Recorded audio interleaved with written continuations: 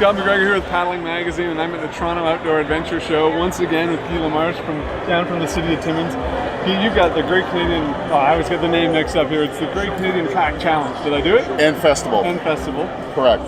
So I've been up there, it's a fantastic time. It's a paddling festival with basically a town city festival built around it, it feels like. Yeah, there's certainly a lot of stuff happening on the peripheral. It started off as simply a paddle fest, and it's grown exponentially over the years, and in fact, this year is our 10th anniversary.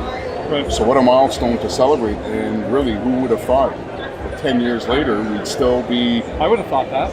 You know what? This thing was supposed to end with the city's celebration of another milestone, or centennial, because it was originally put forth as a centennial celebration of sorts, and 10 years later, here we are. This festival attracts a number of paddlers from all over. I think last year there were greater than 200 total paddlers registered for whatever number of events. Over 20,000 people made their way to the park for the benefit of enjoying all of this peripheral activity. The peripheral things like fireworks and live bands, and I mean there's vendors, it's a whole field of vendors. We also, since your last time up there, Scott, we also bring the Summer Watersports Company. They do a number of stunt shows on skis and flyboarding. Crazy. And this year they're coming back, and in fact, for those of you that have always wanted to try flyboarding, there will be an opportunity to get set up and propel yourself way up there with the best of them. So a whole bunch of stuff happening. Want to know what I'm most excited about? I do. For years I thought you could grow this thing simply by inviting canoeists, because it's always been the kayak challenge. And 10 years later, you're now having canoe categories, which we're actually, Canoe Roots and Paddling Magazine is a sponsor. That's correct. Why don't you correct. tell us a little bit about what canoeists can expect to find up there this year? So you're right. We've had a number of people over the years express an interest in a canoe competition. So again, this year, in the context of our 10th anniversary celebration, we are putting forth a canoe competition courtesy of your magazine, and it's a 10-kilometer open category. There will be some monetary prizes for those that place first to fifth in both genders, as well as an opportunity to win a ton of prizes, including fly-in fishing trips and airline tickets to wherever Porter Airline flies, as an example. Last year, I think we gave out $12,000 worth of prize giveaways for those that actually attended the award ceremony. So this year, 9 kayaking divisions, 1 canoe division, the family leisure paddle and shore lunch back again, the 3-person sprints are back again.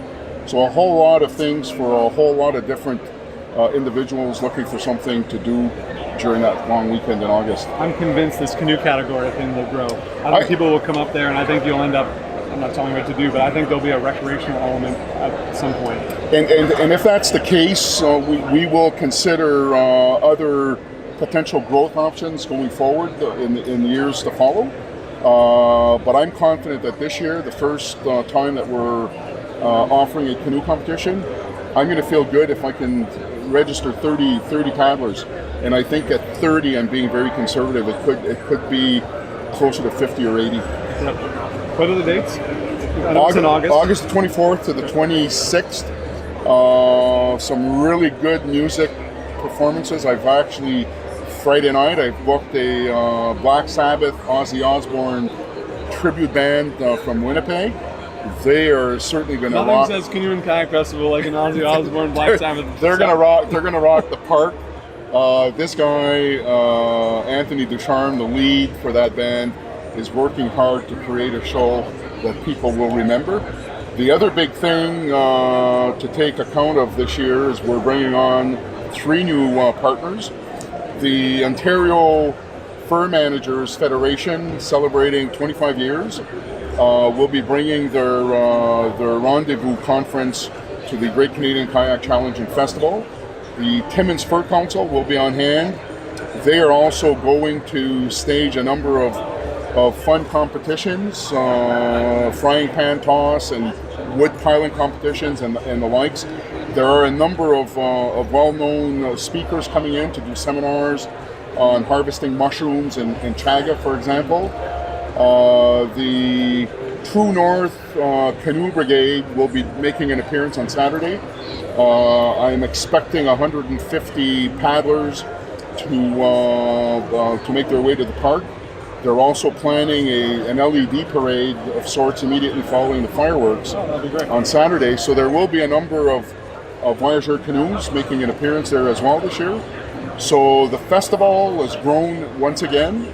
We're expecting some good crowds, and hopefully we'll have record numbers of paddlers registering. Well, I think people should, in the third weekend of Timmins, or third weekend of August, head to Timmins with their canoe and their kayak this year. Absolutely. It's a fantastic time. It's the place to be. Have a great event. Thank you, and have a great show. Thank you very much. Scott McGregor here for Paddling Magazine, hoping you paddle forever.